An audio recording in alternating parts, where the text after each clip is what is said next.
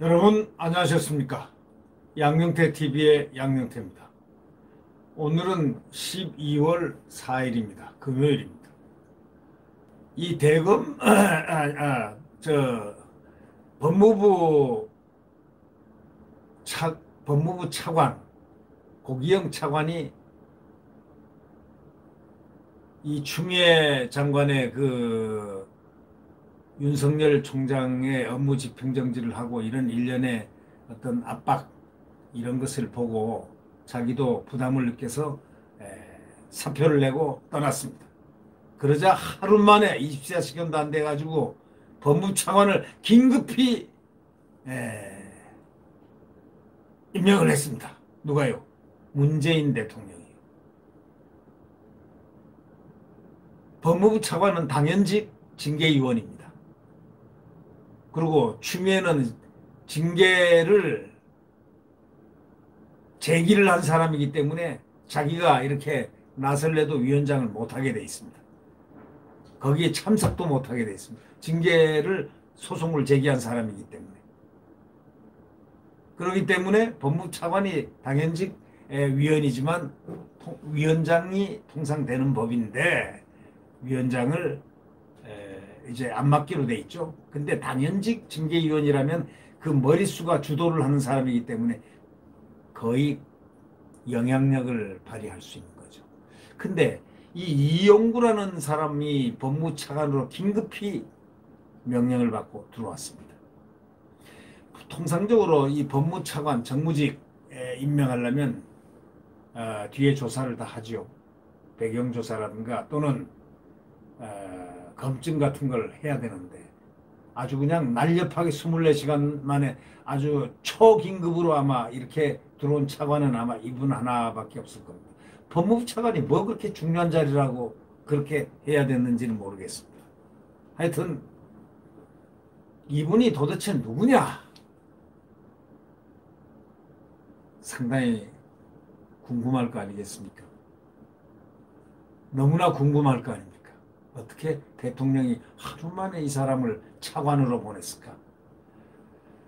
이 차관은 당연직 징계위원 위원입니다.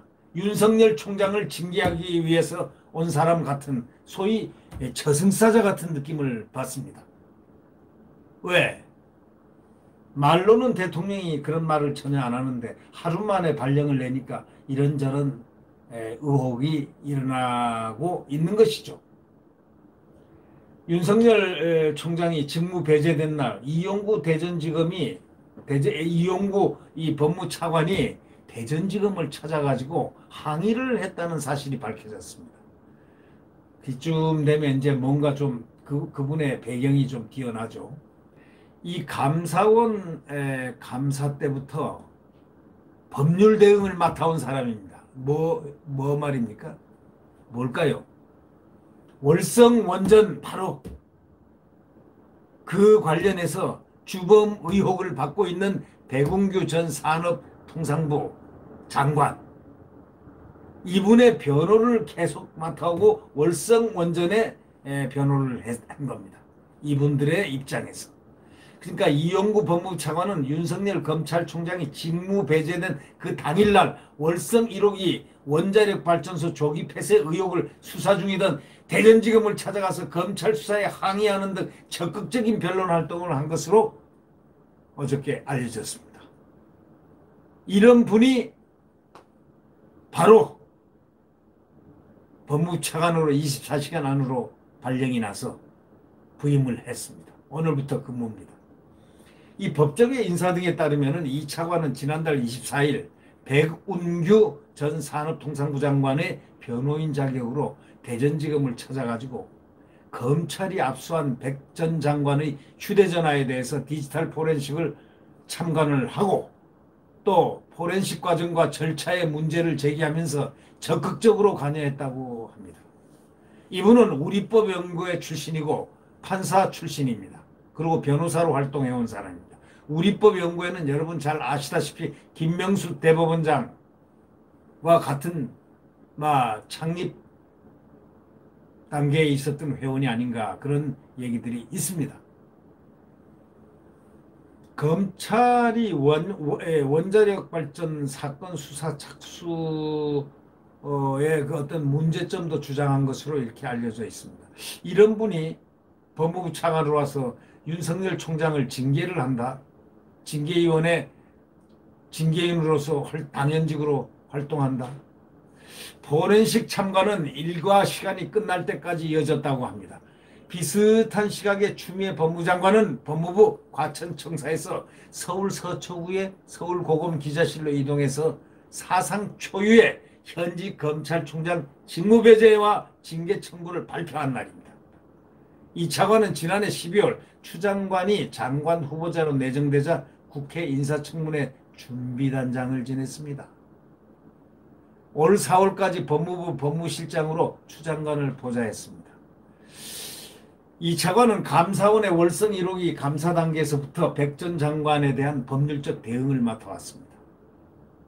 감사원에서 열린 집권심리 과정에도 출석한 것으로 알고 있습니다. 다 참관했습니다. 월성에 대해서.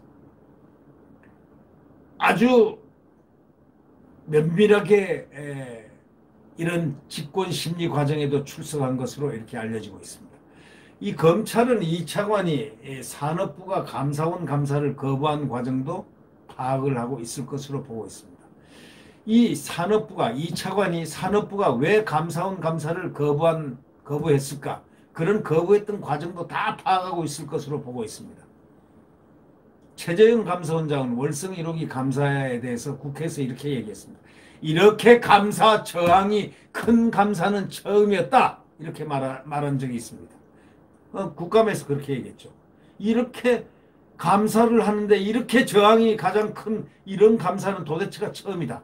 이렇게 얘기할 정도로 저항을 많이 받았다고 합니다. 검찰 관계자는 대전지검이 아무래도 사건 수사에 부담이 되지 않겠느냐. 왜 법무부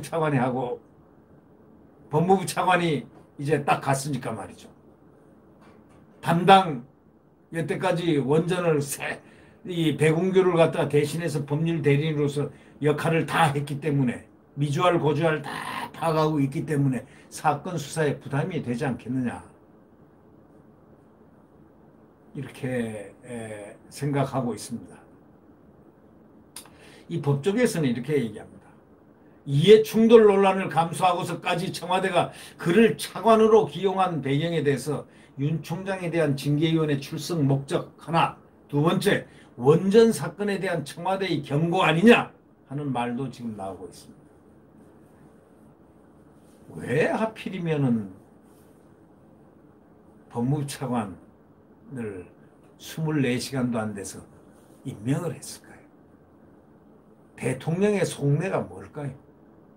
조금 미스테리우스하고 뭔가 의혹이 있는 듯한 의심의 눈초리가 많이들 이렇게 시선이 깔려있는 이런 대목입니다. 이용구 과연 어떤 임무를 띠고 어떤 임무를 수행하기 위해서 법무부 차관으로 신속히 내려왔을까? 참으로 궁금합니다. 네. 구독 버튼과 엄지를 눌러주시면 고맙겠습니다. 지금 이 나라는 암흑의 나라고 광풍이 부는 나라 맞습니다. 한동훈 검사장이 얘기했던 그 광풍이 부는 나라 맞습니다. 태양은 내일 분명히 다시 떠오릅니다. 대한민국, 자유대한민국, 자유민주주의가 숨쉬고 또 무엇보다도 태극기 펄럭이며 자유시장 경제가 펄럭이면서 함께 대한민국 고도 성장을 이어왔던 그 성장의 옆 언저리를 다시 한번 딛고 또 성장을 하는 그런 훌륭한 대한민국이 곧 태양이 떠오르듯 오리라고 확신하고 있습니다. 내일 태양은 다시 떠오릅니다. 안녕히 계십시오.